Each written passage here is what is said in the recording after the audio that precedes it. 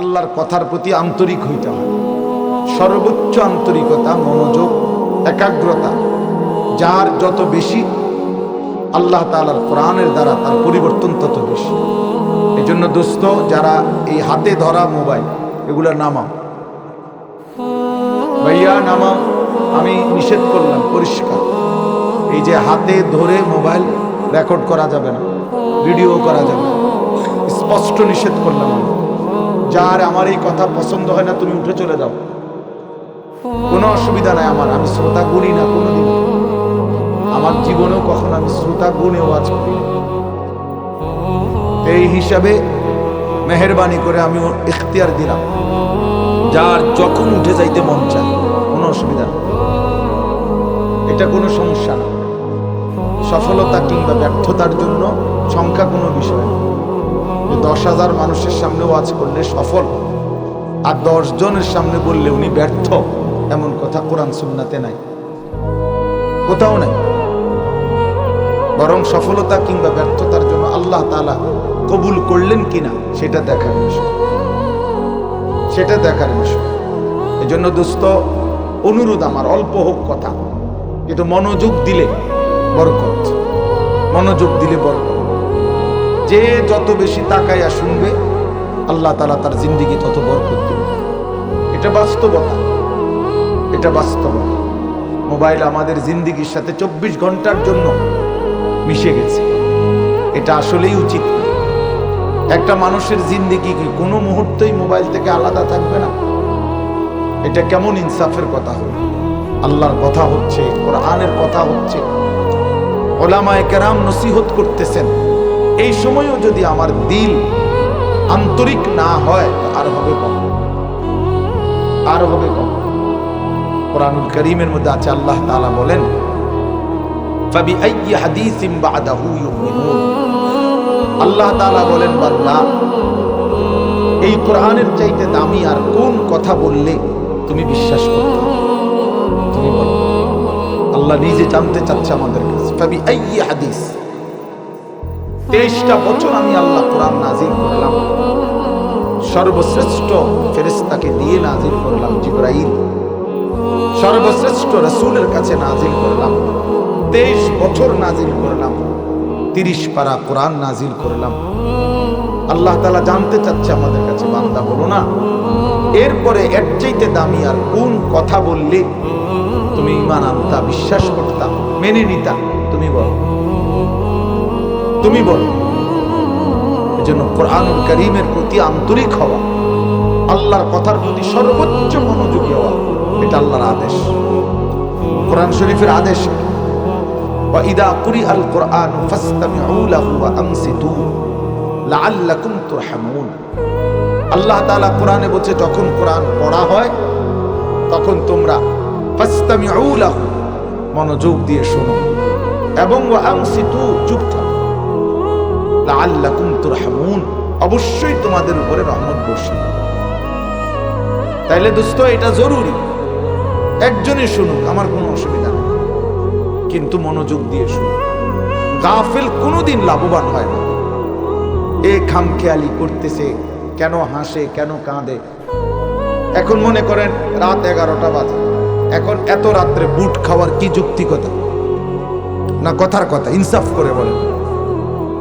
ভাইয়া মস্কারি করো না, ভাবতে শেখো। একটা বিবেক কি বলে? রাত 11টা বাজে, এটা কি যুক্তিকতা হইতে পারে? আল্লাহর কথার প্রতি খামখেয়ালি, এই অপদার্থ অপদার্থই থেকে যায়। এ জীবনেও কোনোদিন জিন্দেগি সুন্দর হয় না।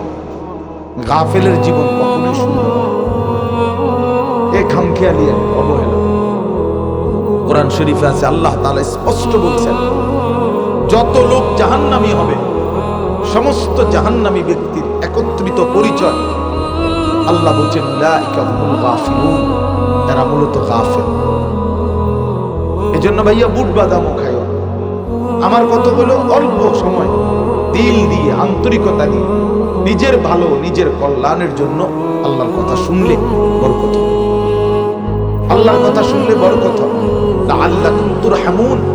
আল্লাহ বলছে, মনোযোগ দিলে, চুপ থাকলে আমি আল্লাহ তোমাদের উপরে রহমত বর্ষণ করব, রহমত বর্ষণ। কোরআন শরীফে আছে স্পষ্ট, ওমান আযলামু মিম্মান যুক্কিরা বিআয়াতি রাব্বিহি সুম্মা আ'রাযা আনহা। তার চাইতে বড় জালেম পাপী আর কেউ হইতে পারে না, যার সামনে আল্লাহর কোরআন তিলাওয়াত করা হয় অথচ সে তার থেকে বিমুখ, অমনোযোগী।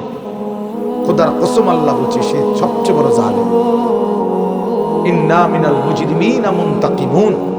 আল্লাহ বলেন এমন পাপী, এমন নাফরমান থেকে আমি নিজে প্রতিশোধ নেব, প্রতিশোধ নেব।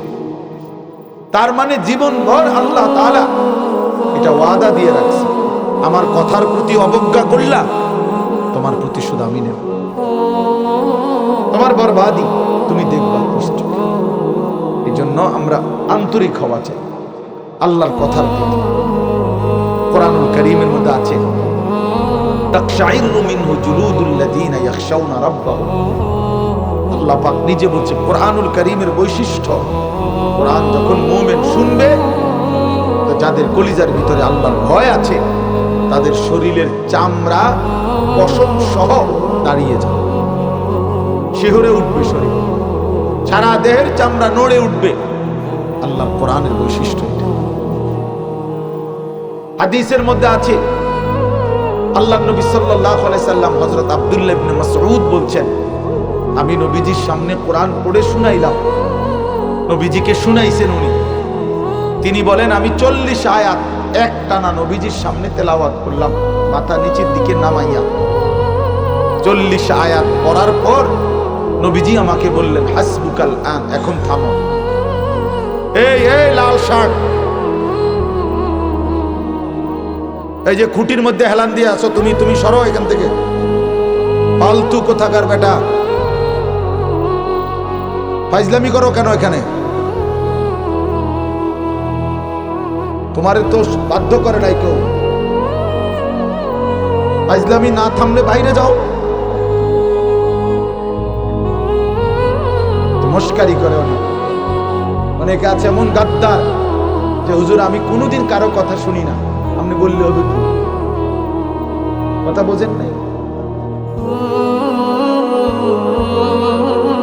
সাবধান ভাইয়া, আমার কোনো আপত্তি নাই, তুমি চলে যাও, কোনো সমস্যা নাই। গাফেলকে বলে কোনো দরকারই নাই। আল্লাহর কথার প্রতি মনোযোগ, প্রতি ঘন্টা আমারও, প্রতি ঘন্টা আপনারও, প্রত্যেক মিনিট আমারও, প্রত্যেক মিনিট আপনারও। যে হায়াত আপনার যায় সেই হায়াত আমারও, প্রত্যেক সেকেন্ড আমারও যায় আপনারও যায়। এক বুজুর্গকে আমরা কিতাবে পড়ছি, কিমাতুজ জামান ইনদাল উলামা, একটা প্রসিদ্ধ আরবি কিতাব আছে।